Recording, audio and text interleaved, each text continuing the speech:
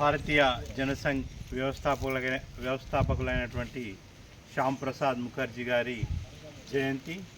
ఏక్ దేశ్ మే దో విధాన్ దో నిషాన్ దో ప్రధాన్ నహీ చలేగా అని నినదించి కాశ్మీర్ను భారతదేశంలో అంతర్భాగం చేసి ఈ దేశంలో విలీనం చేసి కాశ్మీర్ కోసం ప్రాణ త్యాగం చేసిన మహనీయుడు శ్యామ్ ప్రసాద్ ముఖర్జీ. అదేవిధంగా శ్యామ్ ప్రసాద్ ముఖర్జీ గారు డాక్టర్ బిఆర్ అంబేద్కర్ గారిని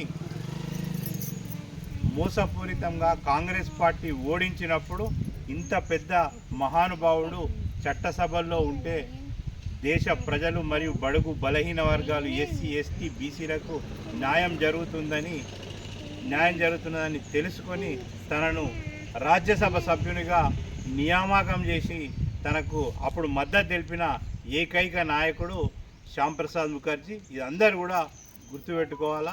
ఇది చరిత్రలో చాలామంది చెప్పారు.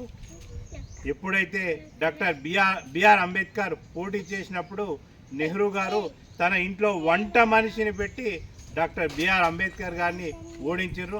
అంబేద్కర్ అభిమానులు అందరూ కూడా కాంగ్రెస్ పార్టీ కుటిల నీతి, నెహ్రూ కుటిల నీతి కూడా తెలుసుకోవాలని నేను అందరికీ కూడా విజ్ఞప్తి చేస్తున్నాను. అదేవిధంగా మనం కాశ్మీర్ ఈరోజు మన నరేంద్ర మోడీ నాయకత్వంలో అభివృద్ధి చెందుతున్నది. అదేవిధంగా మనం కూడా అభివృద్ధిలో భాగం కావాలని నేను అందరినీ మనసా వాచా కోరుకుంటున్నాను.